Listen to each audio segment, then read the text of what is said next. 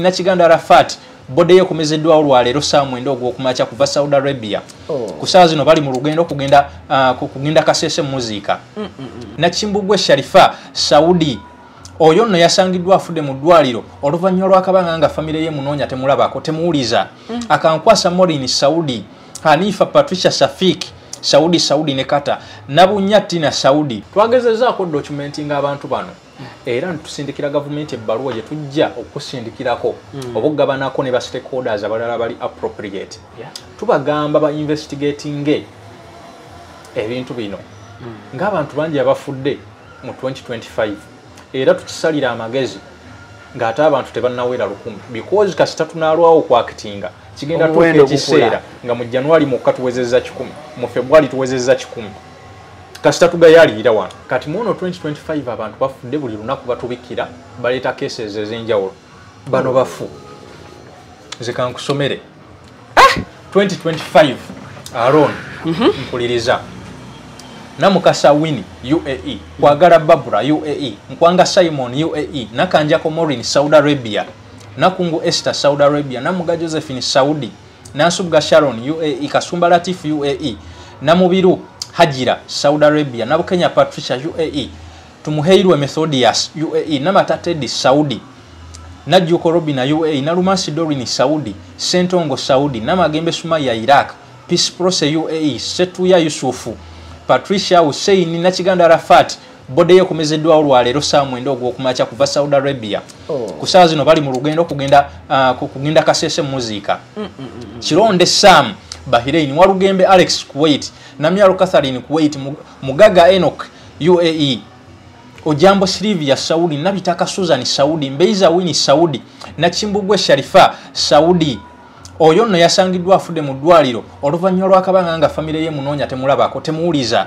Akankwasa Morin Saudi, Hanifa Patricia Safik Saudi ne Kata Nabunya Tina Saudi, Kyokunzire Obedi UAE, Zalwango Saudi, Mbonde Bilali ye mutabani wa Leila Kalanzi Kachapizu Kata, Mugisha Ambrose Kata, Katumba James Saudi, Namayanja Hadija UAE, Waruko Gift Kata, Kamazi Godfrey ye afira Uganda nga akakomezebwa wano. Then waliyo banna Uganda omukaaga abafira mu fire accident. Kuwait. Omuli Kikomeko Hudson, omuli Musime Ian, Harold Kafero, Esa Ogaganga, Jita Willy Bafos, Ndawula Fred, tulina n'omulala akyali mu ICU, anasula utasule we akyali kumimwa. Bamuyita Ahmad Taika. Tulina abana abakafira mu Europe, batano abakafira mu USA. Tulina waneno n'abantu abalala. Tulina Namusisi Brenda yafudde nga yakakomezebwawo Uganda naku 2 emabega. Nabuma Frida yafiride Saudi Arabia. Tenywa Ivan UAE mwezi gw'okubiri 2025. Namusisi Saidat yafudde ga naye yakadde Uganda yabadde yakamala emyaka 4 mu Saudi Arabia. Nabukenya Patricia Saudi Arabia olwaleero olunaku lwaleero ali mu kuziikibwa Kiboga. Ikwa Kolskovia yabikiddwa ennaku 2 emabega. Gwokyalya Fatuma yabikiddwa olunaku olwajjo. Abo bonna bafudde mu mwaka abo tuli abo twolekera nkaaga bukyali mu Juni makati kati ga mwaka kuno kuliko besitataddeko.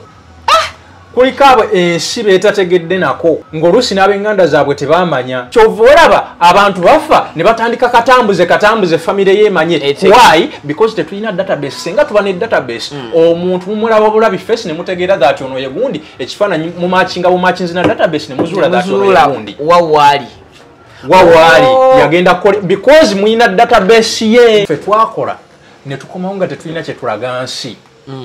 Ne tutandika ate tubera wanene Uganda ate ngo okutoba kwe kwali kututeri okukomawo tusange ngo already obulamu bwali bukyuse. Naye mumanyi lwaki olw'okubanga we twatuuka twatandika okusanyusa famire zaffe ab'enganda n'emikwano balaga ko ntufunye we tukomawo waneeno bo bennyini batandika otubuuza omaze ebbanga kikukyeyo okozeewo kaki nga naye ne ssente twazisindikiranga bo oluusi okwerera abaana baabwe oluusi okwerera baganda baffe. Gira sente sola nafuuka sola kyekimu kukigenda okutuukako gwe enkuba kyeyali eyo. Abantu bangi mubadde mwebuuza abalina baganda bamwe kubyeyo abali already ku kyeyeeyo naddala mu mawanga ago agali ku kyondo ky'omuwalabu namubuuza lwaki abaana bafanye ennaku zino emirambo nga gisusse okuba emingi ababikibwa nga be basusse okuba abangi kumpi buli luvannyuma lwa wiiki tulabayo video saturatinga ku mutimbagano nga banoonya baŋŋanda za mwana abeera afudde kumpi buli luvannyuma lwa mwezi tetubulwamu ripooti ya muntu agamba nti nze omuntu wange sikyamuwuliza abaana abawangalira eyo mu Middle East buli budde babeera beekubira omulanga bagamba yii negundi gwe tubadde tuwangala naye olwaleero naye atuleseewo so olunaku olwaleero munzikirize tubeere nga tutemaatema n'okumanya ensibuko ya bino nakiki ekiyinza okuba nga kiviirako embeera eno okuba nti esajjuka ne tutandika okufiirwa abantu mu mbeera eyo era abaffe kiki ekiyinza okukolebwa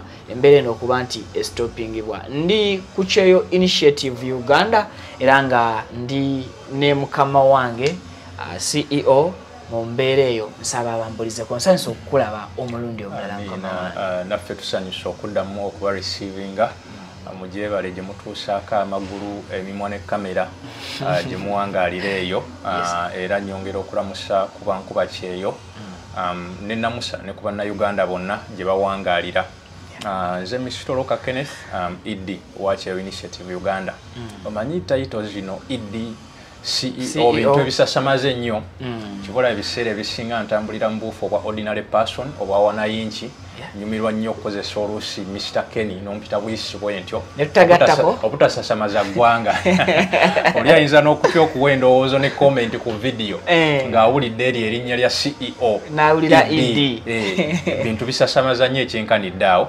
naye nga tutumidde ku buli nkuba Kyeyo yonna gy'oli mu nsi yonna gy'owangaalira yesero so far bankuba Kyeyo bali batya because gw'obawuliza yes bankuba Kyeyo ekisooka muzikirize ntandikire ku nsonga ennene ddala n'okutegeeza eggwanga n'oyo atuwuliriza ekyeyo kyeki ekyeyo mu luzungu kye tuyita labor migration kyava mu kutambula kye tuyita migration kati okutambula abantu batandika kati ate okwongeramu obuswandi olw'ebyetaago ebyaliwo ne batandika okutambula nga banoonya ebyo ebyetaago okunoonya ssente okunoonya emmere okunoonya emirimu egigenda okuvaamu ejjamba okwebeezaawo n'okubeezaawo famire zaabwe so kati omwe tujja ekyeyo ekyeyo kiva mu buufu bwa emirimu egyakolebwanga mu African setting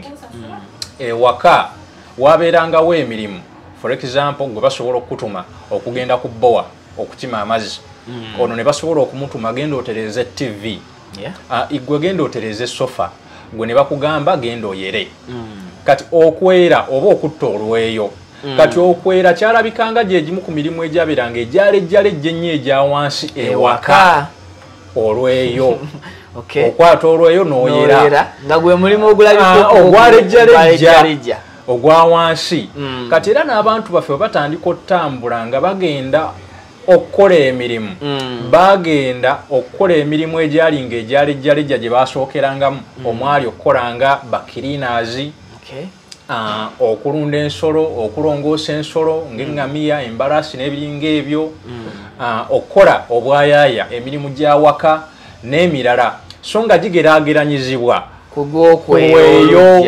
ogw'okwera omwo mwe muva ekigambo ekyeyo omuntu agenze kuba Kyeyo naye oluvannyuma twalaba n'abantu abaali ba professionals nga batandise okugenda otambula nga banoonya emirimu nga wano babadde n'emirimu nga wano oluusi babadde n'emirimu egyabwe ne bagenda era ne bafuna emirimu egy'amaanyi eri tulina ba doctors waliyo ba drivers waliyo ba surgeons waliyo ba teachers waliyo ba pilots nga bannayuganda ne mu White House tulinamu doctor nga munnayuganda naye era olw'okubanga erinnya ekyeyo lyali lyakwata buli omu tumutwaliramu eri ettuluba nti nkuba Kyeyo kati mu buneeno obuufu nkuba Kyeyo tuba tutegeeza oyo omuntu eyatambula ng'agenda okunoonya omulimu oba okukola omulimu okwebeezaawo n'okubeezaawo famire ye munzikirize mbategeeze ne wano mu Uganda abasinga tuli bankuba Kyeyo wane Uganda Viko oyinza okubeera nga weeviira kabula soke watambula okujja e Kampala oli mu kkuba Kyeyo Kampala ndi ku Kyeyo oli ku Kyeyo nze yava eruwere Bulemeezi wane Kampala ndi ku Kyeyo okuboza Wero oli eyevire ekyaggwe naye ali mu kuba kyeyo wanene e Kampala. So abasinga mweyembera mwe tutambulira ng'ogasseeko olwo bali bannaffe abali ebweru w'eggwanga nabo abali mu kikubira oludda olwo saidi eyo batusukkuluma muko bo basifulumya eggwanga ffe tusukka bitundu gye tuzaalibwa ffe twenyumya kusala Kiira kusala Katonga kusala River Mayanja Sezibwa Kafu n'ebiringa ebyo ne Karuma bali bo bagamba ffe twasala wano twabuuka Bwengula kati nga tumaze okutegeera ekyo erinnya ekyeyo bwekiva abantu bano mu kutandika otambula bakozinganga instability otambudde oviolatinze border policies z'ensi endala otambudde ogenze wali otandise okukwata abakazi mutandise okwetaba mu ntalo mulutinze ebyamaguzi ebyobugagga by'ensi mukozinze omujjuzo waliwo n'ensi ezimu abantu ze batambulirangamu nga tebaagala abakazi oba basajja bavudde walala kwegatta n'abantu baabwe intermarriages nga beetaaga emisayi gyabwe girimeringa epyuwa tebaagalamu mawanga magatte. So olwezo irregularities ezagwangawo international community mwe yava negamba katulungamye labor migration katulungamye ekyeyo era we batandikira okukola ebibiina ebiri international okubeera nga birungamye ekyeyo mwe muli UN ng'eyita mu matabi nga IOM International Organization for Migration ne ILO International Labour Organization birungamye ekyeyo era byatandika ng'oteekawo amateeka ne regulations ez'enjawulo that omuntu agenda okukuba ekyeyo goberera kino olina okubeera ne contract olina okubeera nga woogenze wategeerekeka ensi eyo walina okubeerawo endagaano ezikolebwa n'ensi endala okubeera nga abantu bagendayo okukuba ekyeyo si kumala gatambula mu wawanga webibadde omuyise neyajja okukola walina okubeera ensi webakkiriza bankuba kyeyo okujja waneeno okukolerawo walina okubeerawo amateeka n'enkola erungamya abo abagenda okujjawo okukola so kati wetuva eyo olwo kitandika okufuuka smart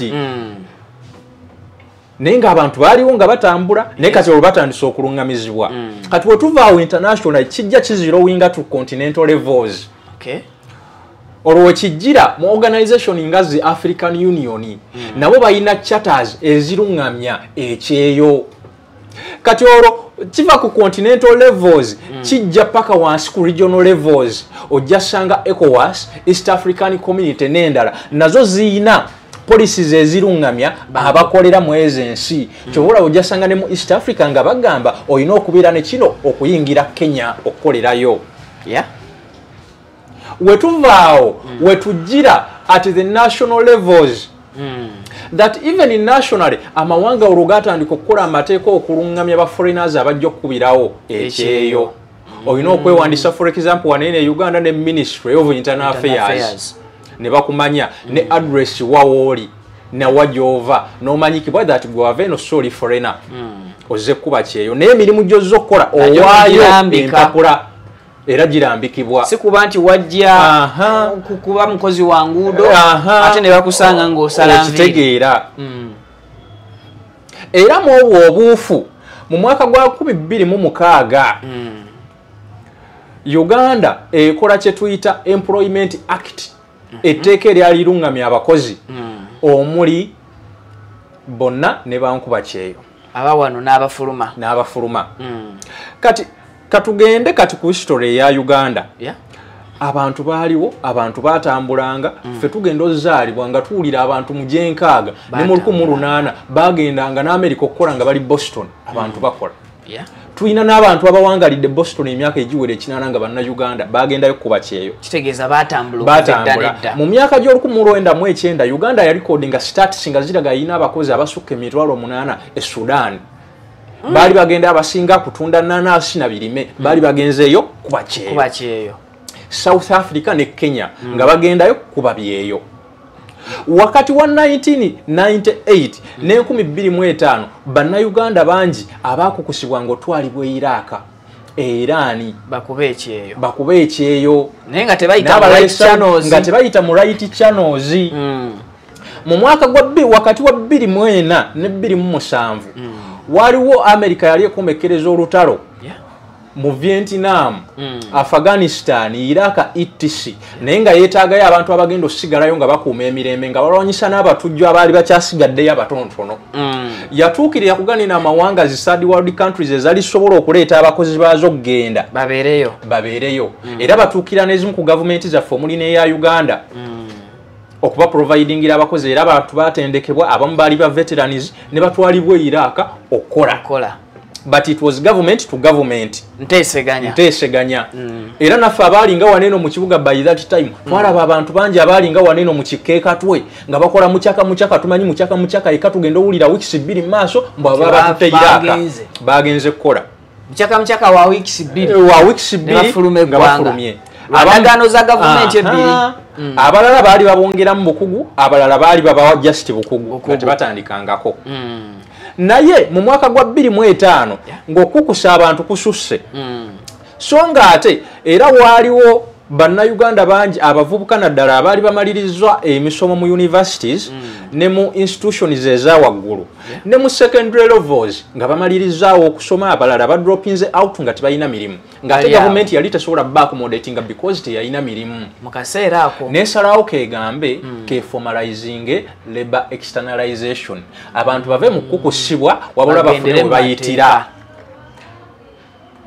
Ekyo kibayambe nako okendeza ku bbula ly'emirimu eryali mu Uganda at that time. Era 2005 Uganda neformalizinga okuba ekyeyo formally. Kati awo ne tubanga tulina kukozesa right channels. Kati awo Uganda weegamba ba private individuals abasobola oteekawo companies nga zisobola ofunira bannayuganda emirimu ebweru muziteekewo. Abantu bayitire ng'omwo ogenda okufuna emirimu oba okukola emirimu ebweru w'eggwanga. Nkuba kyeyo yani mu mateeka. Nkuba kyeyo ye muntu ali mu process ogenda okukuba ekyeyo. Ali mu process. Ogenze ku company weewandiisiza. Otandise process kitegeeza oli nkuba kyeyo okusinziira ku mateeka g'ensi yonna yadde tonnafuluma. Yoyo omuntu ali mu transit ali mu kugenda nti kati nze ebyange biyiseemu nfuluma. Oli mu nnyonyi already. Yoyo omuntu aliyo ng'ali mu kkuba ekyeyo ku ssaawa zinene ali mu kumopinga, ali mu kuvuga, ali mu kuuma. Yoyo omuntu eyakomezebwawo okuva ku kyeyo ng'ali wano Uganda gwe tuyita migrant return. Yaliyo kati yakomezebwawo nkuba kyeyo. Se yakomawo bati yakomezebwawo byombi bye bimu. Ati waliwo abakomezebwawo eyakomawo neyakomezebwawo bonna baba nkuba kyeyo. Eyakikubako era ne retired general abeera general era asigalayo mu reserve force. Bamuyita general. Asigala general. So n'enkuba kye yaliyoko solongazi yaliyo yakikubako n'akomawo mu bulungi oba mu bubi asigala nkuba kyeyo. Kati mwobwo obufuna nga wemberera nkuba kyeyo nakumawo waneeno mu mwaka gwa 2015 okuva ekata. Nojja kuno. Nkomawo waneeno era pakati ndi nkuba kyeyo. Nga ndi nkuba kyeyo. Wamu ne bannaffe abalala bangi. Because bangi obayitako tosuubira nako mbu oba yakuba ku kyeyoga naye abantu bakubye ekyeyo. Otuuka mu taxi ga abantu 6 baakubako ekyeyoga naye obatunulira oyinza okugamba tebalinyangako yadde ku bbaati. So oluusi weejagiranga mpola ku bantu because abantu batambudde. Abantu balina experiences nyingi. Nga Uganda mu kuteekawo mu kuformalizinga ekyeyo bingi ebyateekebwawo. For example amateeka regulations agaali galina okulungamya ekyeyo omwali amateeka agaali galina okulungamya amakampani agaali galina okuyitibwamu ag'obwannannyini. Omwo mwe mwali ojja kwewandiisa era olina okuweebwa valid permit ministry y'abakozi, olina okuba ne woosangibwa, n'abakozi bo balina okubeera nga bawandiisibwa mu ministry ey'abakozi. Era olina okuba nga olina munnayuganda. Era mwalimu obulipo obumu weaknesses. For example bawa company that ojja kufollowinga up ku muntu. Company ewandiisibwanga private entity ya business era neweebwa jurisdiction obutasukka Uganda gy'ogamba that egenda following omukozi ne waba ali Kenya kati ye eri Uganda ekolewo ki ate redde running a private era private, it is not an international entity because jurisdiction ya Uganda. So already omuntu oli kasitamu fulumya ye kyali kiba kiwedde kati government yagenda ne yeewala obuvunanyizibwa because yo government yeyina Ministry of Foreign Affairs ey'ensonga z'ebweru esobola okutambula yo yeesukka Entebbe Airport eyina ESO, External Security Organization era naye ekola ku nsonga z'ebweru yeyina embassies ne consulates ezitukiikirira nga Uganda mwaga amawanga gye tugenda okuyiyiza obulamu kati owootya kampani obuvunanyizibwa eyoli eyerimidde ennyanja n'afuna n'agamba okutwala abantu kulimu ssente neyeetera akakampani ntinda mbwa monitoringe yo ogugwajja kufuba kulaba nti afulumya omukozi ono agenda amufunidde kati gwe gavumenti gwalina olondoola otandikiraawo yes ekirala already abantu baali batambulatambula dda nga Uganda terina database ey'abakozi bankuba kyeyo era ne woogenda ku internet n'osaakinga UN ejja kuwa bannayuganda bali 8 abali ku kyeyo bakuwe wano tewali agenda kuwa muwendo ne government naye ejja kuwa kyayo wano 2022 twafirwa munnayuganda bamuyita Caroline Kyomuhangi e Saudi Arabia waliwo abagezaako okuteekawo obwegugungo bannamawulire from BBC bajja wanene Uganda ne babuuza ministry ey'abakozi but tulina bannayuganda bameka abali mu Middle East abali e Saudi Arabia babagamba tulina 16 n'ekitundu we bagenda mu association ekiikirira amakampani agagali gatwala abantu eyayuwera babagamba bali 14 n'ekitundu we bagenda ku Saudi Embassy wanene Uganda wali ekololo babagamba bali 20 kitegeeza ne Uganda temanyi zabulwako kitegeeza oyinza okufa nga tebatukutegedde because tebakumanyi mu database kyova olaba abantu bafa ne batandika katambuze famire yemanye why because tetulina database senga tuba ne database omuntu mumulaba bulabi face ne mutegeera that ono yegundi ekifaananyi mu machinzi na database ne muzuula that ono yegundi wawali yagenda kole because muina database ye the reason as to why abaana bano bakwata obutambi katambuze naffe ne tukatambuza is because tuyamba ku government database ku baana bano tetulina database y'abakozi kyekisumbwa kati era ekimu ku bya addressingibwa formalization eyo geteekebwawo ye database kati obutabeera na database kitegeeza nga Uganda tetusobola kuba na monitoring and call center tetusobola kuba na nkola erondoola bankuba kyeyo bano because tosobola kulondoola muntu gw'otalina tomumanyi kimufaako tomanyi yafuluma ddi okitegeera newe tugezezaako okumprovinga nga Uganda tukomye ku kya bakiri yalinga etc but genda obuuze abavunanyizibwa ku clearance that baana bameka kati bwe mulina ono mwamukiri yalinga yagenda yakomawo tebamanyi tebafa kugenda kwo yadde komawo kwo tewali nkola erondoola because tosobola kulondoola muntu gw'otalina database ekyo nno kitegeeza ne planning ey'abankuba kyeyo nafu nnyo because tosobola planningira muntu gw'otamanyi so ekitutawaanya leero butaba na database tetulina bana abafuluma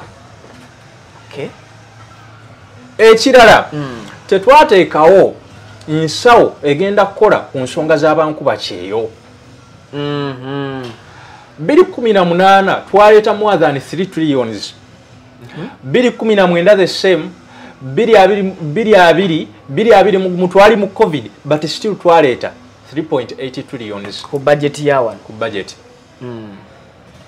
so kitegeeza sente nyingi the last financial year etali eno eyasomeddwa 2023-2024 twaleeta 4.2 trillions bankuba kyewe basinga oleeta omusolo mungi eri eggwanga n'okusinga ekirime ekyemmwanyi kyetwenyumirizaamu that ekinene kikwatiridde Uganda teri sente zaali zizayo that za zinene zigenda okukola ku nsonga z'abankuba kyeyo okusinziira ku kitongole ekimu ekinoonyereza waneno mu Africa kyavaayo ne kikola okunoonyereza mu 2022 nga Uganda wano mu Sub-Saharan Africa yesinga rate y'abantu bakiyoko basindikira remittance yaabwe 8.7% okusala sente fetu kyasinza sente mpitirivu yes tomwana asasula emitwalo katugeze 9 eyo ne watuuka bakusala 8.7%. Oh, sente ziba nyingi ziba mpitirivu kitegeera naye ate ye bebamu ku bantu bebatatunulira ku ngeri ya butyaya ku nabo okubalabirira omusolo gwaffe gusobola okubanga gujjanga n'abagutuwa basanyufu.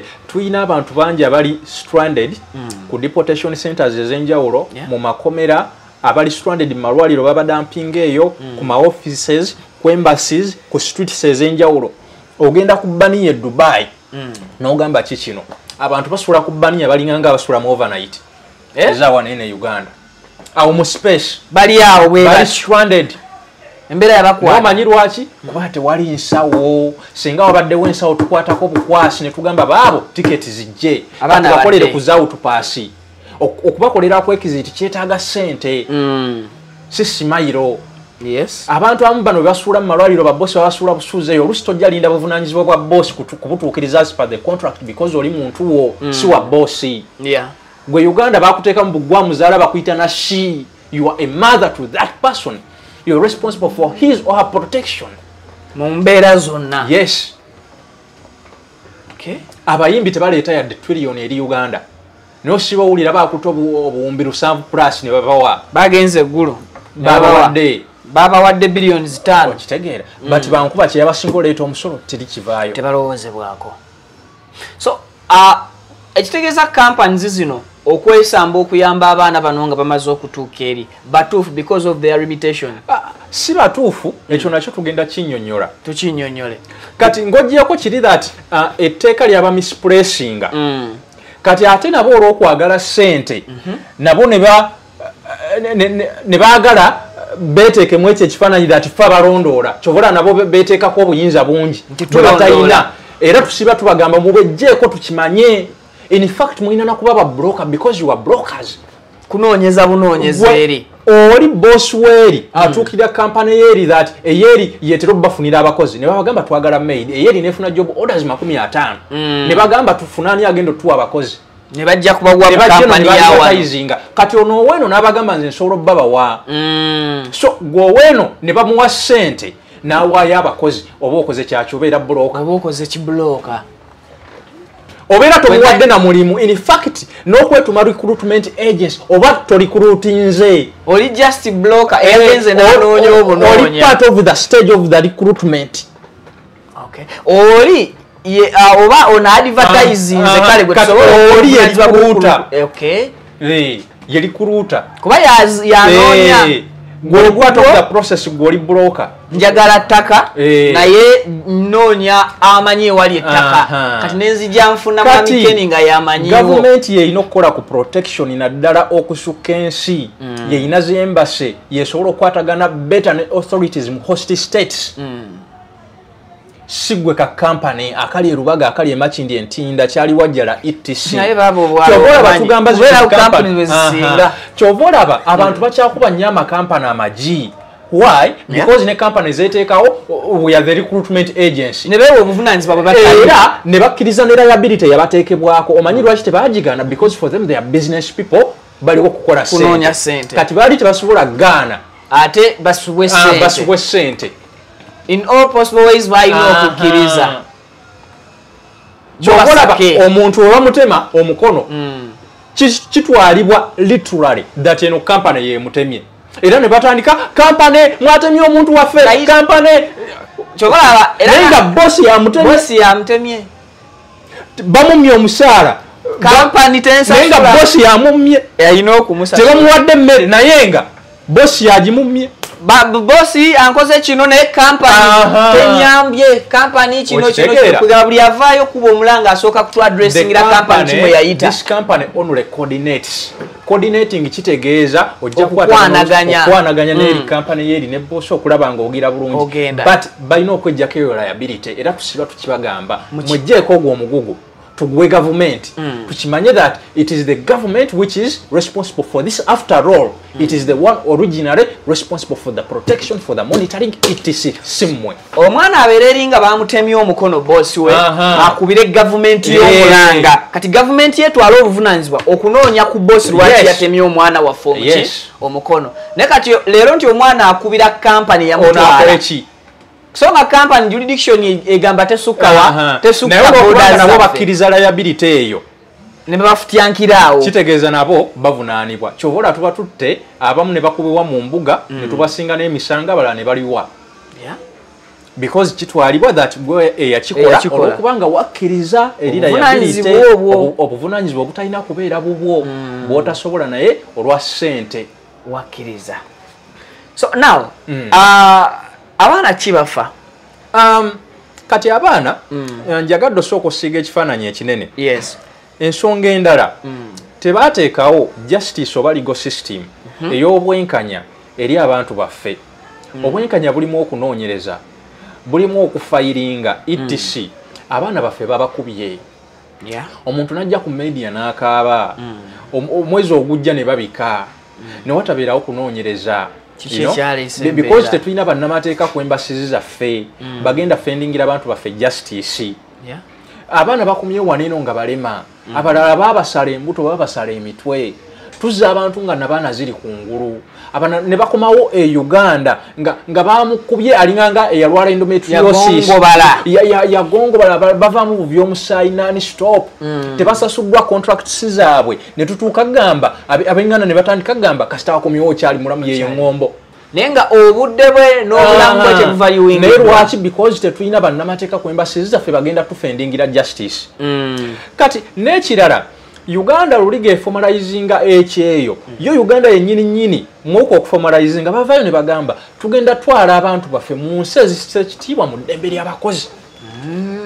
Uganda eri part of the international community, eri part of the international labor standards ze yasayininga ezisekitiibwa mu ddembe ly'abakozi. Kati bavaayo olw'okubanga ate waliwo ziri eri ensi already ng'ebintu byali bisobola oyitamu amangu n'akasente nga kaali kangi.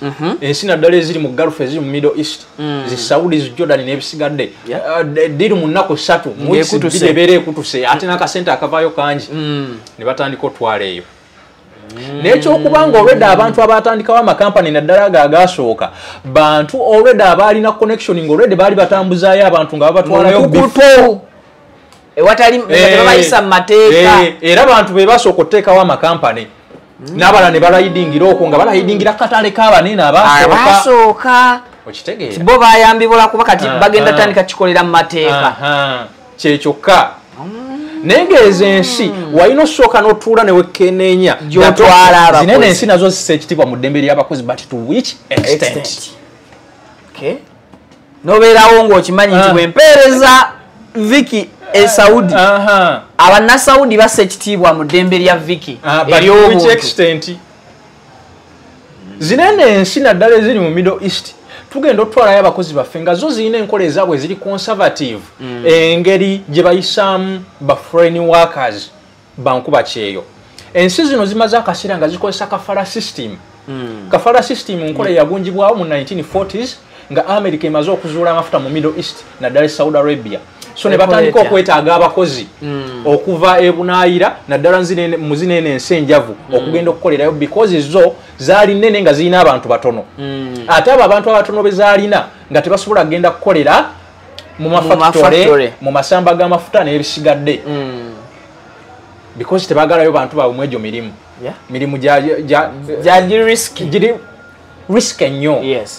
So ne batandika otwalayo banene abo bonga bo ensiizaamu ensi zaabwe. Kati balina okugunjaawo enkola egenda okulungamya banene abajja babere protective because tebaali basiraamu bakimanya si basiraamu mulimu abatali basiraamu kati tubalungamiza tutya kwe kugunjaawo enkola ya kafala system.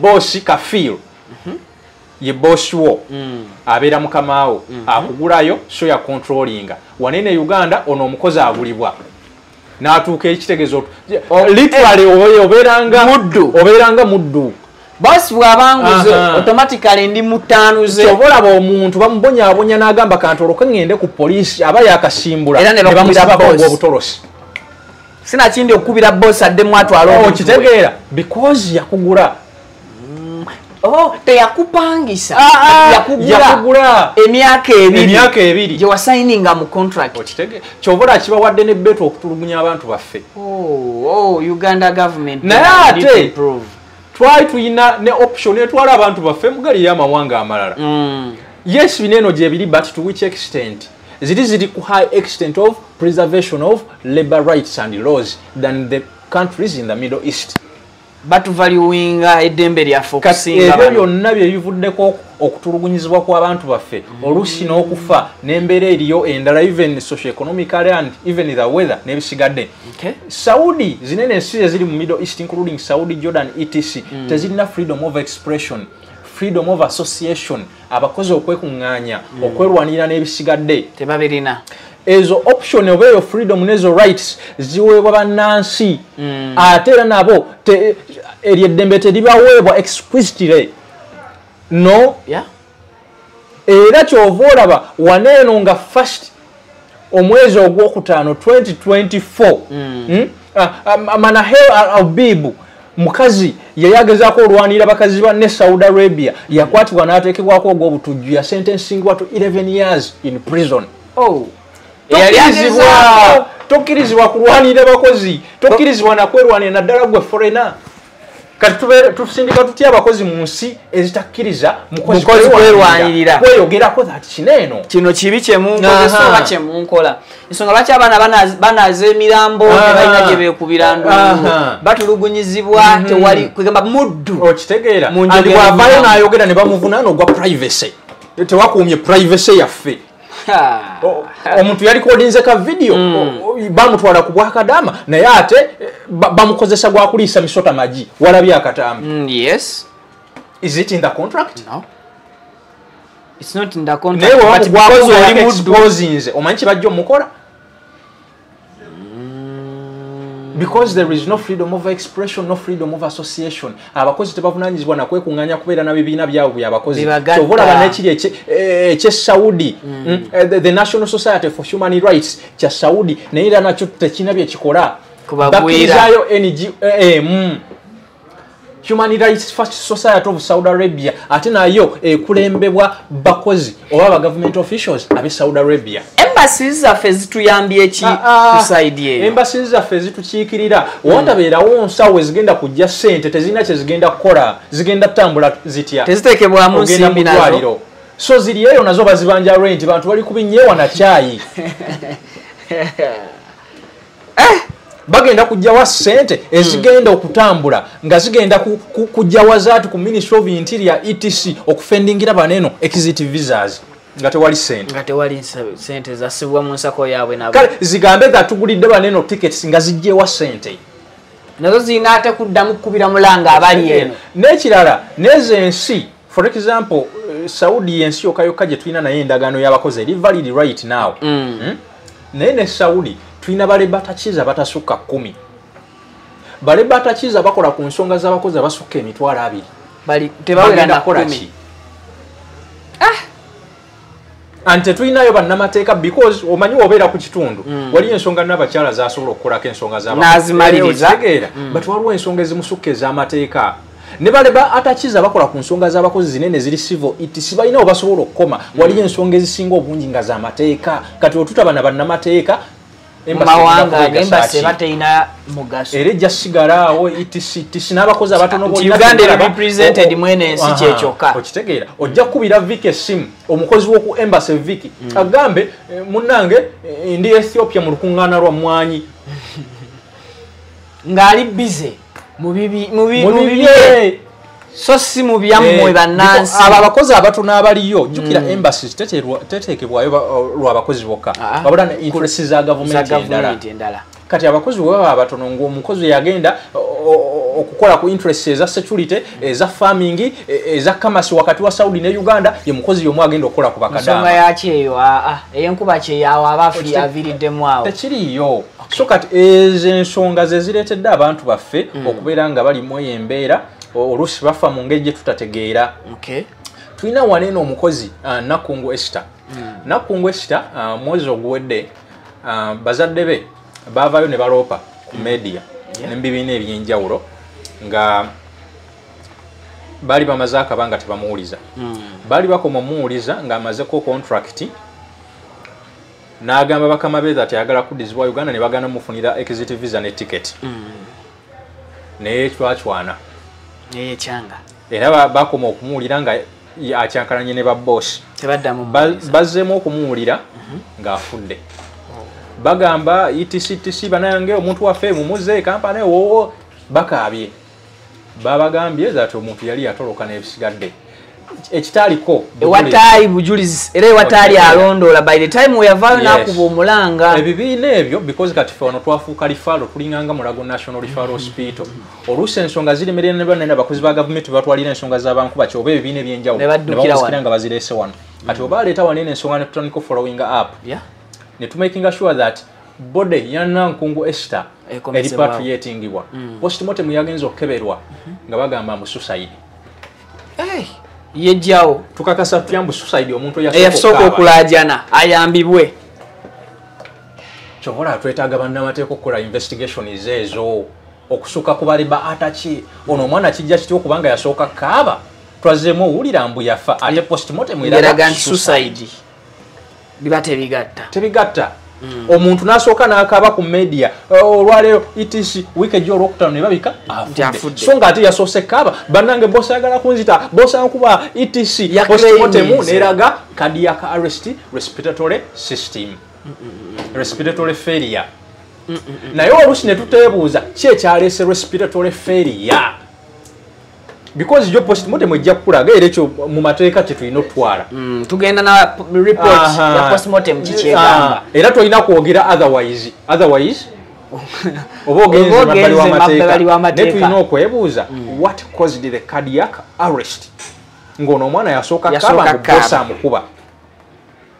Perhaps kiteekwa okuba nga bosi mu kumukuba omutima gwa stoppinga okukola kati kyekinene kiri mu kusomebwa. The result says the postmortem to apprehending a boss. N'obutaba na bannamateeka babbosi basigadde bayinaayina towulirangayo bosi mbu yono yafayiningiddwa oba ali mu mbuga oba bamusibye ku mwana waffe yakomezebwawo ng'amenyese ku mwana waffe yakomezebwawo nga bamusaze ku mwana waffe yakomezebwawo nga tebamusasudde myezi giigyo ba contract yonna omwana waffe yakomezebwawo ng'amannyo gamenyeka nga nabaana eri kungulu. Nkoze stories nyingi ez'abankuba kyo and even yesterday nina original recordings ey'omwana but always they claim but Suza Mutoyi bosi amanyi okumpamba nsibira mu kisenge wiiki namba nga tanzigulidde amanyi okunzijjawo nina okukolera ate nantwala nangabako neewalala amanyi banyumiza stories nga sometimes ziri weird. Yes olakwa abamu balina ignorant kyobola ffe twewaayo nga binene ebibiina okujja okubalungamya eddembe lyabwe. Then n'ekyo ekisusewo that eddembe lyabwe lirinyiriddwa okubeera nga tulirwanira okubeera nga liddawo okubeera nga embeera z'abakozi banene zitereezebwa batambulire mu buufu ng'omukozi bw'alina otambuliramu baweebwe rights and freedoms nga nabo bwe batuukiriza responsibilities zaabwe ng'abakozi. Bye binene ebibiina era gwe mugaso gwabyo okubeera nga byajja to promote the rights and welfare of the migrant workers. Mu mwaka osobola okukola ku nsonga z'abankuba kyeyo nga mmeka? Olunaku on average to receiving cases 2 on average a day. Tuyina team mbuli continent. Tuyina team mu India, tuyina team mu Gulf, that is a region. Tuyina team eri wano mu Africa, tuyina eri mu Europe, eri mu South America, eri mu North America. Omanyi n'ekisinga n'enjawulo tuyina ne team mu Antarctica eri mu ice. Kintu nga kigazi. Kati tukuŋŋaanya ezo cases olunaku ba officials baffe abavunaanyizibwa kwezo regions and continents. Mulimu ezimu ze badisqualifying that eno si case.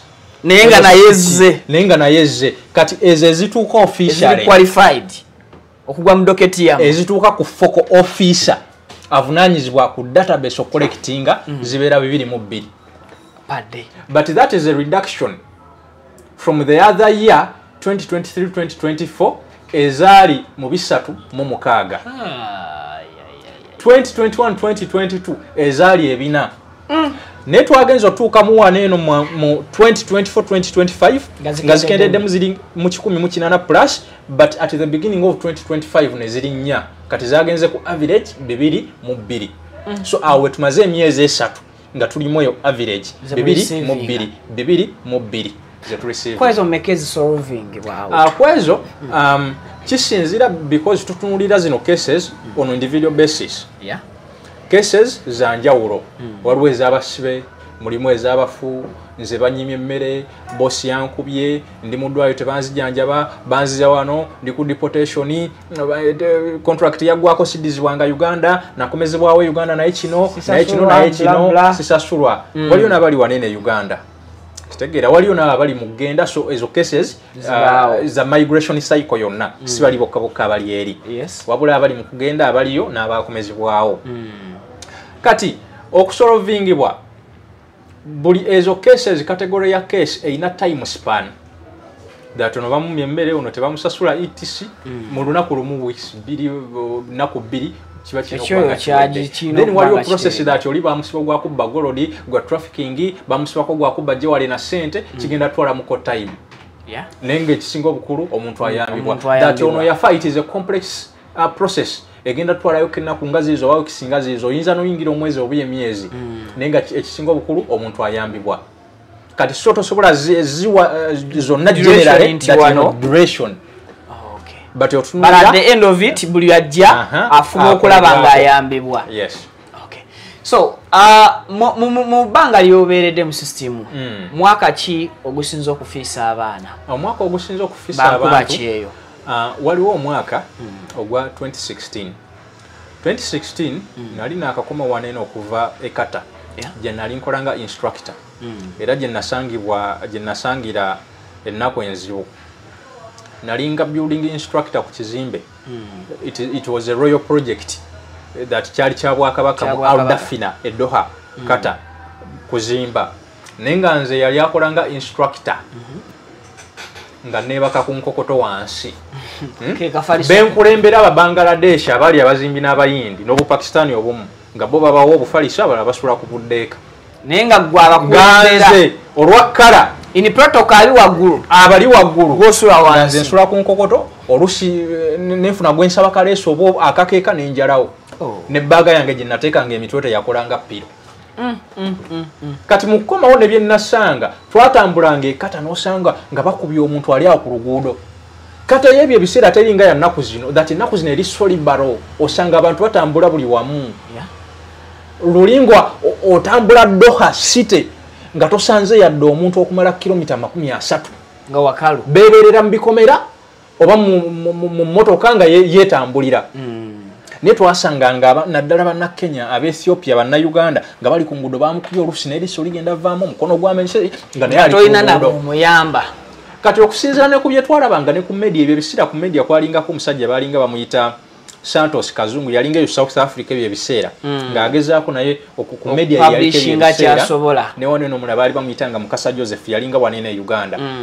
Kati ng'olusi wenda bwe bibagira ogwamu amaanyi kati ennaku nze yantuukako n'ennaku gye nalaba ku bannange gye baayitangamu ne bye nalabanga ku media olusi ne woba togendangayo tekyetaaga kubanga watuukako eggulu okumanya dati abantu koni yababonyaabonya babasalako emimwa obirabe ennaku neekunyika n'ogamba kantandikire wanene okubalwanirira.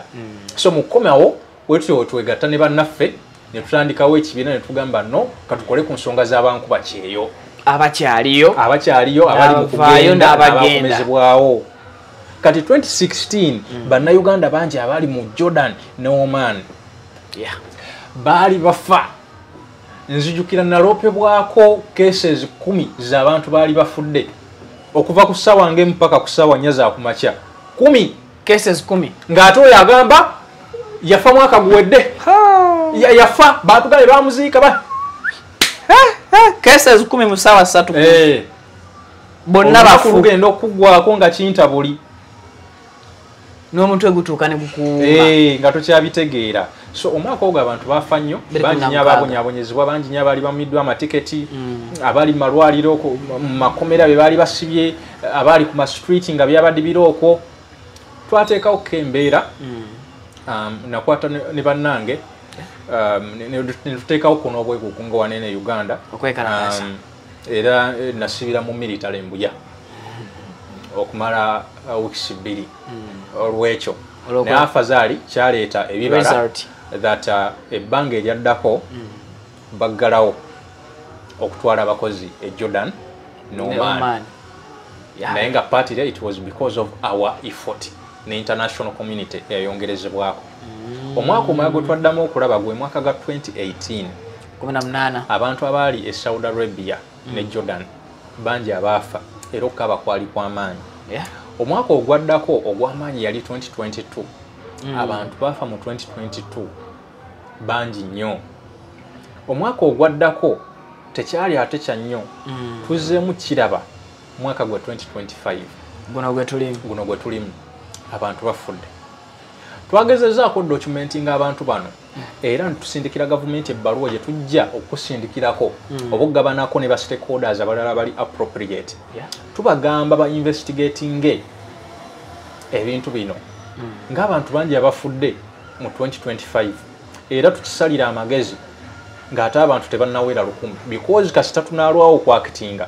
kigenda tuuka ekiseera nga mu January mukka tuwezezza 1,000 mu February tuwezezza 1,000 kasita tugayalirira wano system kasita tafiibwako sawa zino kati muno 2025 abantu bafudde buli lunaku batubikira baleeta cases ez'enjawulo bano bafu nze kankusomere 2025 alone mpuliriza Namukasa Winnie UAE, Kwagala Babura UAE, Nkwanga Simon UAE, Nakanjako Morin Saudi Arabia, Nakungu Esther Saudi Arabia, Namuga Josephine Saudi, Nasubga Sharon UAE, Kasumba Latif UAE, Namubiru Hajira Saudi Arabia, Nabukenya Patricia UAE, Tumuheirwe Methodius UAE, Namatatedi Saudi, Najuko Robina UAE, Narumasi Dorini Saudi, Sentongo Saudi, Namagembe Sumaya Iraq, Peace Process UAE, Setuya Yusufu, Patricia Hussein na Kiganda Rafat bode yekomezeddwa olwaleero saa 9 ogw'okumakya kuva Saudi Arabia.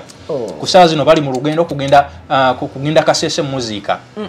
Kironde Sam Bahrain, Walugembe Alex Kuwait, Namyalo Catherine Kuwait, Mugaga Enoch UAE, Ojambo Silvia Saudi, Nabitaka Susan Saudi, Mbeiza Winnie Saudi, Nachimbugwe Sharifa Saudi. Oyo no yasangiddwa afudde mu ddwaliro oluvannyuma lw'akabanga nga famire ye munoonya temulabako temuwuliza akankwasa Morin Saudi, Hanifa Patricia Safik Saudi ne Kata, Nabunya Tina Saudi, Kyokunzire Obedi UAE, Zalwango Saudi, Mbonde Bilali ye mutabani wa Leila Kalanzi Kachapizu Kata, Mugisha Ambrose Kata, Katumba James Saudi, Namayanja Hadija UAE, Waruko Gift Kata, Kamazi Godfrey ye afira Uganda nga akakomezebwa wano. Then waliyo banna Uganda omukaaga abafira mu fire accident Kuwait. Omuli Kikomeko Hudson, omuli Musime Ian, Harold Kafero, Esa Ogaganga, Jita Willy Bafos, Ndawula Fred, tulina n'omulala akyali mu ICU, anasula utasulewo yakyali kumimwa. Bamuyita Ahmad Taika. Tulina abaana abakafiira mu Europe, batano abakafiira mu USA. Tulina waneno n'abantu abalala. Tulina na Musisi Brenda yafudde nga yakakomezebwawo Uganda naku 2 emabega. Nabuma Frida yafiride Saudi Arabia. Tenywa Ivan UAE mwezi gw'okubiri 2025. Namusisi Saidat yafudde ga naye yakadde Uganda. Yabadde yakamala emyaka 4 mu Saudi Arabia. Nabukenya Patricia Saudi Arabia olwaleero olunaku lwaleero ali mu kuziikibwa Kiboga. Ikwa Koroskovia yabikiddwa ennaku 2 emabega. Gwokyalya Fatuma yabikiddwa olunaku olwajjo. Abo bonna bafudde mwaka gwo. Abo twolekera nkaaga tukyali mu June makatikati ga mwaka. Kuno kuliko bekitataddeeko. Kuliko abo ensi beetategedde nako nga bali eyo abatasobodde kwapyalinga ku list. Ng'oluusi n'ab'enganda zaabwe tebamanya nti abaabwe bagenzi. So muwendo mungi nnyo ekyenkanidde awo. Bannannyini family z'abantu bonna zaategeera. Bano bensomye family zaabwe zonna zaategeera era zimanyi. Era foomu zaabwe ezisinga tuzirina waneeno. Buli omu muyina ebimu z'abafu z'abagenzi. Bano bafu bagenzi. Kitegeera. bano abafiire Kuwait bakomezeddwawo oba bali in process abafiire Kuwait mu muliro ekisooka olwa engeri gye bafaamu government eyo Kuwait yalina osooka okukola okunoonyereza then eveeyo n'ekiwandiiko ekyawamu ekikwata ku nfa yaabwe tuli ba mukisa nnyo that nga obukulembeze bw'abankuba kyeyo bwawamu nga tuli mu foundation of Ugandan Joint Migrant Workers tulina abatukiikirira e Kuwait aba Ugandan community in Kuwait ye community ey'abannayuganda abakolera e Kuwait tulina ba embassy representatives e Kuwait abakulirwa mukulu Mariam ne mukulu Karanzi Mahad abagezaako otukolera ku zinene ensonga on our behalf kuliko babiri nga bo olw'embeera gye batuusibwako ebisago bajja nnyo kati beetaaga DNA okufuna ndagabutonde omuli Musime Ian Jonathan ne Harold Kafeero kati noono akyali mu ICU Ahmad Ataika naye yeetaagibwako DNA because naye yajja nnyo kati mu mateeka ne wobeera okimanyi ati bano nabo baafa naye ati tuteekwa badikire yalinga paka nga DNA zimaze okufuluma okonfamingira ddala kyono yoono naye process ey'okubazza banene abalala abakonfamingibwa egenda mu maaso era essaawa yonna yonna tusuubira bode zaabwe okukomezebwawo okutuuka wanene okwabwobwe banene abasigala abalala abana okuli kikomeko Addison Esawugaganga Gita Wilberforce nina ekintu kye nalabye abaana abafiira ku byeyeeyo abatubikira bakwata obutambi ne bakwata bode mabegakawo kibadde oli nti akwata passport y'omuntu bw'aba abadde agirina oba akafaananyi ku bitambulizo bye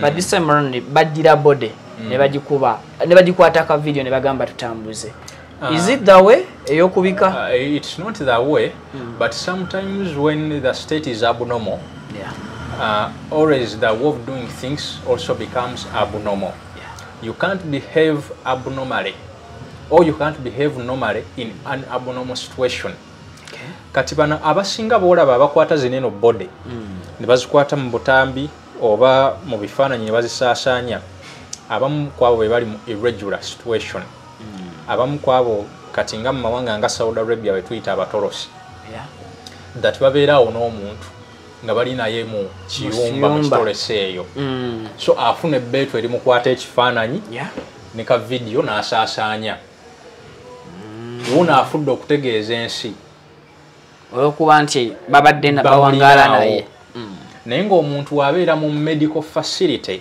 eya gavumenti oba tosobola mukwata kifaananyi because tokkirizibwa abeerako privacy and wabeerawo enkola ennungamu eri strategic ey'okunfomingamu ensi n'abantu be that ono omuntu afudde through a letter ewandiikibwa nga contract weegamba that omuntu wanaafa for example aba mu contract omuntu wanaafa boss ajja notifying authorities e Uganda omuli ne company ye n'abenganda ze then bakole ku repatriation era ba informing ne embassy through a letter embassy ne informing abeeno that omuntu wati ne bwati yafa oba eri office ne informing abeeno oba abenganda ze that yafa ne bakola ku repatriation era n'okukwata oluusi ekifaananyi kitwalira boss oba officieri omuwendo munene nnyo oba amaanyi mangi oba enzikiriziganya nnyingi omukwata ekifaananyi kisindikira family oba officieri because even omulambo nagwo gulina rights zaagwo omuli privacy kati banene abatalina privacy be bali mu eyo irregular situation abasinga bali mu biyumba by'ebweru ku accommodation wali abafiira ku accommodation nga yes za office but nga waliwo ne banna abalala wali abaana bafiira ku office nga waliwo ne banna abalala so ne bamukwata ekifaananyi oba ka video ne bakasindika bebo kale katusubire ensonga ozifunye bulungi ndowooza olaba Udero y'ennaku zino kyetukola anti UEDCL twagifuula Udero twanoonya engeri nyangu yo kufunzafunza ekigambo n'etubula so nja kusaba ompeera obubaka abaana abakyali ku byeyo most especially abakyali mu mbeera gye balaba nti saawa yonna okufa ku nsemberedde ekisooka ebimu ku bye tusaba ffe nga bankuba kyeyo ffe nga bakulembeze b'abankuba kyeyo tusaba gavumenti yaffe okuteekayo etteeka eggundiivu eriruŋŋamya ekyeyo labor migration policy oba law ekirala twetaaga database ey'abankuba kyeyo so mapping ekolebwe mangu nnyo eri abo abagenda edda ne banene abaliyo abali mu kugenda n'abakomezebwawo so that tufuna database ey'abankuba kyeyo tuleme tukomye omuze gwa katambuze oba ne gavumenti yennyini okubeera nga temanyi bantu baayo bali ku kyeyo batambula bani abakomezebwawo okubeera nga tubalina okubeera nga tusobola okupulaningira abantu bano ekyo nno kituleading okufuna strategic monitoring framework ey'abankuba kyeyo enkolo egenda okubalondoola okuteekawo ne monitoring and call center ey'abankuba kyeyo okusinga bannaffe otambula mu ngeri yakaggweramu eyo. Hello. Yes. Ekirala okuteekawo ensawo twaporopozinga kuva myaka ena emabega that ensawo eteekebwewo okufa ku ssente zetusindika nga bankuba kyeyo tujjeko ssente n'owa buwumbi 100 buteekebwe emabbali that bukola ku nsonga z'abankuba kyeyo omuli rescue repatriation okubajjanjaba nebisikadde nga ne bali babbosi batuukiriza obuvunaanyizibwa bwabwe ne offices tetujja balindanga ng'omuntu waffe bw'ali mu kufa. Ne waweerawo ne bannaffe abajja that bankuba kyeyo nabo bacontributing ne IOM nejja ne poliisi yaayo so tusaba government ensawo y'abankuba kyeyo eteekebwewo. Ekirala twetaaga enkola ennuŋŋamu ey'okutufunira obwenkanya nga bankuba kyeyo naye eteekebwewo tukoye babbosi okusigala nga bayinaayina ng'abantu baffe bwe balemala abantu baffe bwe baddizibwa nga babunye ebisaago ku mibiri abantu baffe bwe bakomezebwa nga emikono gyamenyeka abantu baffe bwe bafa mu ngeri gye tutategeera naye ne watabeerawo kunoonyereza that ki ekyamutta so tusaba wabeerewo justice and legal system okuyitira mu bannamateeka baffe abalina okuteekebwa ku embasi zino eno okunoonyereza ku nsonga zino n'okufunira abantu baffe obwenkanya. Ekirala tusaba gavumenti yaffe okufuna ku labor zones okukola ku ndagaano z'abakozi n'ensi ziri ezissa ekitiibwa mu ddembe ly'abakozi si kwetalira waneeno mu Middle East wokkawukaga abaana baffe bongera obbakuba we tugamba naye baleeta omusolo mungi naye waliyo abazimbye yes waliyo abazimbye amayumba yes waliyo but n'okufa n'omuntu omu nakyo kingi twetaaga kale omuntu atwalibweko eri gye tumanyira ati agenda funira ekisooka ssente nnyingi ezisinga ku ze Saudi n'Oman ne Jordan ne UAE etc exposure egenda kubeera nnyingi n'omusolo nno kitegeeza gwe banaaleeta wanene eri Uganda gujja beera gweyongedde obungi. Ekirala twetaaga ekikukusa abantu kikomezebwe gavumenti mukomye musewo enkola egenda okukomya okukusa abantu buno bu agents zi travel and tour agents ezikukusa abantu baffe muzikomeko zibatwala for visiting visa no zerimbikamu ekyo naye nazo ziba zimanyi that zibatwala kola n'endala nnyingi nnyo tukoze documentation gye tujjusa yalingako ne public nga zo tours and travel agencies zennyini ziranga emirimu company ya bulambuzi ate kati etwala n'abantu so zisusa okukusa abantu baffe jjukira bwe bakukusa oluusi waliwo amateeka oba ogeebalamye liability esigala ku ggwe andi ekukwata ggwe n'oyo eyakukusa. Ekirala representation y'abankuba kyeyo bankuba kyeyo njagala okimanye si kampani yekutwala yekurepresentinga no eyo kampani ekutwala abasajja babede boda ba makampani gaabwe gali Lubaga gali Mmengo gali Ntinda Naggulu Bukoto Makindye gali Naalya Kisaasi etc era mu bitundu biri executive naye olaba nago gayina ebibiina ebibakiikirira waliyo ELAU waliyo Uwera Uganda Association of External Recruitment Agencies that kyeyetukuttemukko twekuŋŋanyize wano tulwane waliwo n'ensonga tujye kuŋŋanyizeeko eggwe kati gwe omukozi ave ekyannamukaaka ave Bunyangululu ave Busiwu Embaale ave Zombo ave Kabunyata gye bali okutunda yiika ez'obukadde obubiri gwe ani akukiikirira kibiina ki kyobulaba mulina okubirong'inga mulina okweyunga ku bibiina bino to be represented. Company ye kutwala tesobola ku representinga ye alina agirepresentinga what about gwe omukozi nawe beerako ne woogwa awagenda okukola ku nsonga zo awagenda okukiikirira awagenda okukulwanirira awagenda okukubudaabuda n'ebirala ebigwamu obwo obuufu. N'ekirala tusaba nkuba kyeyo yonna gy'oli making sure that omanye eddembe lyo omuntu amanye eddembe lye tanyigibwa mu katogo omuntu amanye eddembe lye tebamutiisatiisa omuntu amanye eddembe lye tebamugamba mbukuwa emmere mbukuwa obujjanjabi tukuyamba buyambi. It is incumbent upon that employer incumbent upon that office to give you treatment if you're sick, to give you food because you have a right to good feeding and sikulya wabula good feeding.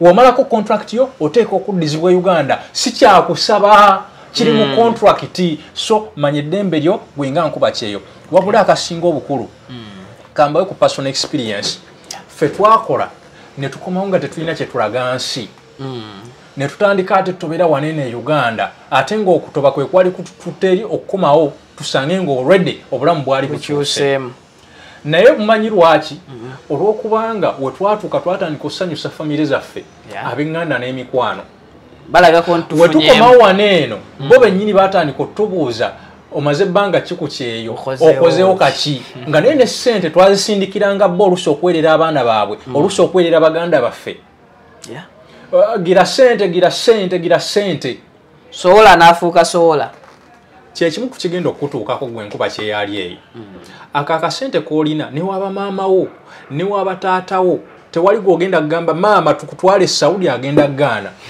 muwala wo tumutwale Saudi mumutwale lwaki si ye alina byawulira naye ate ayagala akasenteko akakasenteko it is God kakwate kakolemu ekyamagezi abantu bagenda kubuuza wakolaki bagenda kubuuza liriwe ettaka bagenda kubuuza eriwa business bagenda kubuuza kiruwa kino nga beerabidde mu ssente waziwanga bo kwata ssente ezo zinvestingemu wano tulina department woba onoonya investment esobola okukulungamya that zikolemu kineeno ate nesigala nga ekulondoola okubanga ekyo kyozitaddemu kikolebwa andi kikola kivaamu amagoba agagenda okukugasa okukulaakulanya so department weri department wano weri era esiba mu field gundi yasindisa ssente ziri mu kuzimba ennyumba gyeri baba atambudde dda okukakasa poloti gyeri yasindikira gundi business yetandikwe weri business etambula era ekola amagoba so bamusindikira ebifaananyi nga bakusindikira ebifaananyi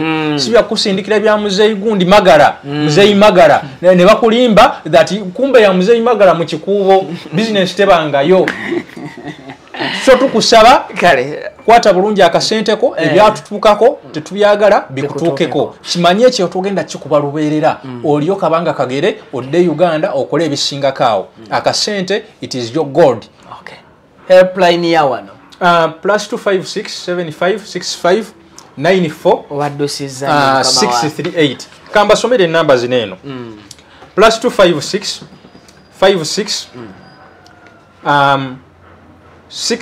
94 638 eyeri geno then tuyinawo mwabali Saudi Arabia +966 572 498 371 tuyinawo abalala bali mu nsi endala tuyina +775 882 782 abalala mugoberere endagiriro zaffe tuli ku mitimbagano waliyo Kyeyo Initiative Uganda Facebook Kyeyo Initiative Uganda TikTok YouTube n'awalala wonna kuliko enamba z'abo abali mu Europe abali mu North America abali mu Middle East abali Uganda solongazo oyagala contactinga ogenda ku page zaffe ezo waliyo ne app waliyo ne link ne wotaba na data. Assalamu alaikum wa rahmatullahi wa barakatuh. Buli kizibu ku nsi kirina eddagala gwatawanyizibwa ebizibu by'enjawulo Hajji Abbas Muwanula omusomi w'edduwa wakubimala ng'ayita mu kusoma edduwa emirimu gyabula ofuna ebirooto eby'entiisa ogobye ku pasipoti ebbanga ddene tefulumanga osabye visa biganye gye wagenda ku Kyeyo embeera ekaluubiridde ne bw'obeera emitalo w'amayanja teweetaaga kujja mukono gye nsangibwa kulombera dduwa zange ku namba y'essimu +256 777